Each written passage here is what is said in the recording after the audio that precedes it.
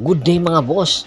Isang report ang lumalabas ngayon na ang San Miguel at ang Magnolia ay posibleng magdagdag ng kanilang mga guard.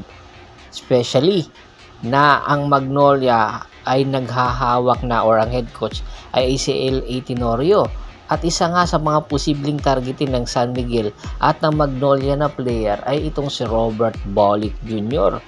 Ayon nga sa report, itong si Robert Bolick ay hindi na nga po masaya sa kanyang kupunan ngayon na NLEX Sud Warriors. Nakukulangan po siya sa mga backup niyang mga player. At isa pa sa mga posibleng kunin ng San Miguel ay itong player na wingman na matagal nang hindi po naglalaro sa PBA, na kung saan huling nakapaglaro nga po sa Japan B-League. Ito nga po ay si Roosevelt Adams na isang sniper. Si Roosevelt Adams huling nakapaglaro sa PBA sa Terra Firma Jeep at ang rights pa rin nito ay nasa Terra Firma Jeep pa rin. Ang tagal na rin po netong pinag-uusapan na gusto nga rin kunin ito ng San Miguel Bearmen. Lipat muna tayo kay Robert Bolick Jr. Ang malaki daw ang tsansa na posibleng na maging landing destination nitong si Robert Bolick ay itong San Miguel nga po. Makikita mo sa lineup ng San Miguel, nagkakaedad na nga po ang kanilang mga guard. At nakukulangan nga po itong si Coach Leo Austria kay Wami Chungson. Kaya tinitingnan na nga po ni Coach Leo Austria ang posibleng pag-a-acquire kay Robert Bolick Jr. Sa paanong paraan nito makukuha ng San Miguel Bearmen sa NLEX?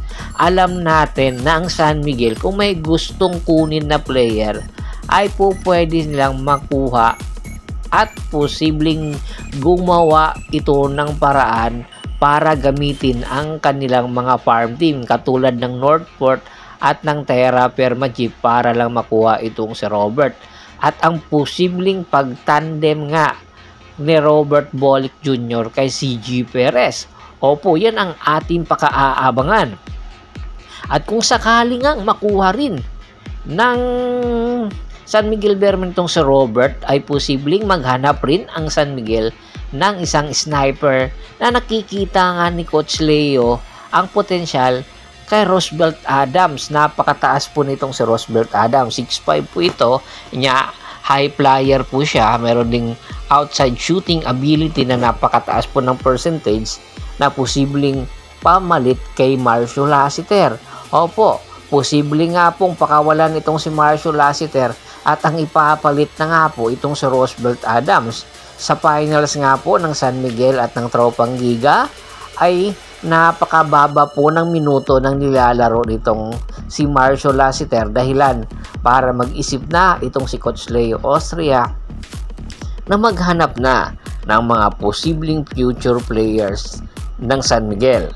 Alam natin na itong sina Marcio Lassiter, Chris Ross ay magagaling, pero unti-unti na nga pong bumabata ang bawat kupunan na kanilang nakakalaban at kinakailangan na rin po ng San Miguel na magpabata. Ngayon pa lang po ay tinitingnan na ang posibilidad sa mga nasabing players katulad nga nitong si Robert Bolick at itong si Roosevelt Adams kung paano nila ito maa-acquire, dahil napakalaking tulong po nito ng mga batang player na magpapalalim sa lineup ng San Miguel Bearmen.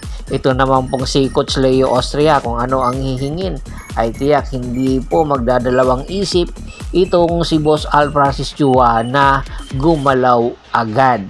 Kaya sa tingin nyo po sa nasabing pinag-usapan natin na player, si Robert at si Roosevelt Adams, sa tingin nyo, sino ang malaki ang tsansa na makuha agad ng San Miguel Bearmen? Komento na sa baba ng video at pag-usapan natin yan. Once again, this is Percival Monteron at your service. Don't forget to subscribe my sports channel at don't forget to click the notification bell button para nga po maging updated kayo palagi sa kwentuhan. At bago pa natin tapusin ang ating kwentuhan, shoutout muna tayo sa ating mga solid na followers na laging sumusuporta sa atin.